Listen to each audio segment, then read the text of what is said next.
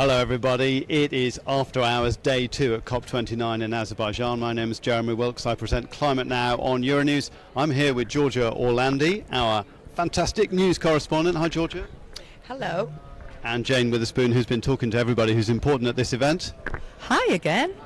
We managed to talk to loads of people today, and it's all been about finance, money, lots of the conversations about that. But of course, we as journalists, we're all about the freebies, and we did manage to get this water bottle. I found out, due to my amazing question-asking abilities, that they made about 70-odd thousand of these COP29 water bottles. And I think I'm one of the only 50-odd thousand people that don't have one, because, yeah, this is yours, Jeremy. I stole it off his desk. They gave out 7,000 of those yesterday. They're probably giving out 14,000, he reckons, today. Anyway, also on freebies, fun things, before we get started into the finance, what happened? Did you have any fun moments today, Giorgia?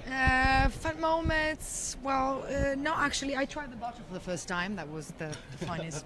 I tried it and it works. It's really nice. Yes. I have some traditional Brazilian, what are they called? Not bracelet. Yeah, I got a lanyard, and I got to say, Turkey, thank you. That was a great stand. Very nice Turkish delight. Very nice coffee. So that was my highlight from the snacks. I was talking to the United Nations today. We've been talking to finance people. Jane, tell us a little bit about the interview that you were doing. I interviewed the president of the European Investment Bank earlier. Yeah, as you say, today's been all about the finance, what is happening with the money, where is the money going is a hot topic. You know, it's all very good and well saying we're going to be, you know, scaling up climate finance, but, you know, we want to make sure that it's going to the right places, and that's what good quality finance. The EIB was saying. They made a big statement later on this afternoon in terms of how they're going to be stepping up their game.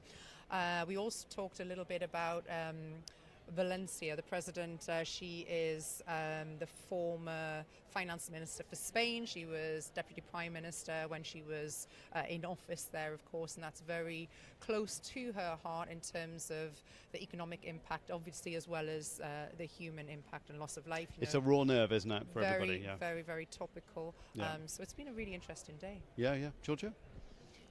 Well, I've been mainly looking at day 2 highlights and specifically following the agreement that was actually reached yesterday on part of the carbon trading deal and what it means. It's a very technical issue. Article 6.4 for the fans of the Paris Agreement. Exactly, Article 6. And then I've been following leaders' speeches. Guterres spoke today together with other leaders. And it's been actually interesting to look at we're getting into the details of the whole issue, financing, sourcing, and because as we said, it's a very technical COP.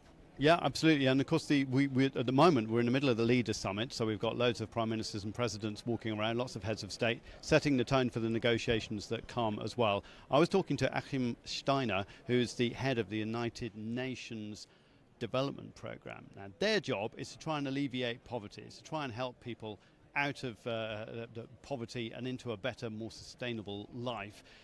And we were talking about carbon trading and like how much do you put in terms of a price on some carbon? If a poor country has got some forests, it's got some wetlands, it's got an ability to stock a certain amount of carbon, what price do you put on it?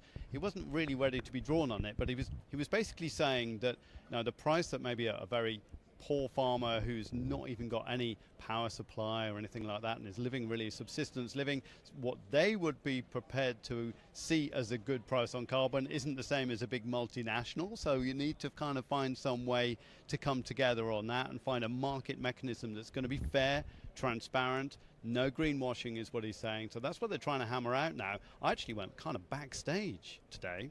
On the big stage? Well, no, it's not backstage on the big stage, but I went to a bit of this building that I didn't know existed. I went through a funny little door and then up some little staircases. I caused a minor diplomatic incident when somebody told me I was standing too near a minister, and then I had to wait a long time outside some big wooden doors. And then I went into this room to interview Achim Steiner from the United Nations, and he had a view over the football stadium. It's an amazing stadium, Yeah. Baku Olympic Stadium here. You know, you talk there about the ministers and your kind of close encounter. We have had some pretty big names here. You know, President Aliyev, President of Azerbaijan, attended this morning. We know President Sanchez from Spain was here. Prime Minister, sorry, yes. Keir Starmer was here earlier, as I'm told. I saw Vucic, the Serbian president, from a distance. Thankfully, he's very tall, so he's quite easy to spot. He's one of the better world leaders when it comes to that. And Kobakidze from Georgia, Prime Yes. Minister, he was here earlier. Yes. So they're getting some of the big players in. Al Gore's here. He was on your plane on the way here, wasn't he? Yeah, Al Gore's here. I'm having an awful lot of kind of one-to-one chats. Yeah, looking quite relaxed on the plane, I thought. Yeah, I suppose it's not his first COP, is We've it? decided that Jeremy is our kind of bus correspondent because every time he takes a bit of public transport, he seems to bump into somebody who is a major player here at COP. So, Actually, yesterday I was talking to somebody who's not a major player, but it made me think. Really, it made me think because she was a campaigner for animal welfare in a changing climate, which suddenly made me think, oh yeah, well, all this livestock, how does that work? Well, you've got these droughts. People are trying to rear cattle, you're relying on them for food, and then you've got the animal welfare issue that fits into it. And I hadn't really thought about that much. So that was fascinating, 20-odd minutes on the bus.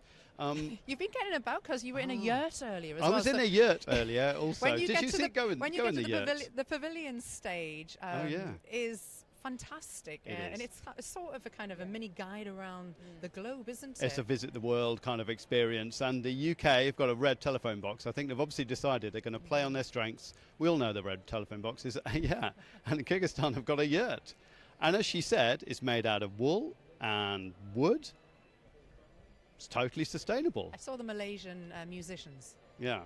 Did you go down Georgia, there? have you been there yet? Yes, exactly. I was going to say, I've been Give me a touring microphone. the venue, and give me the microphone, I have something to say. Yeah, funny story, because we actually got lost as we were trying to find our way to actually do this interview with the EU Commissioner for Climate.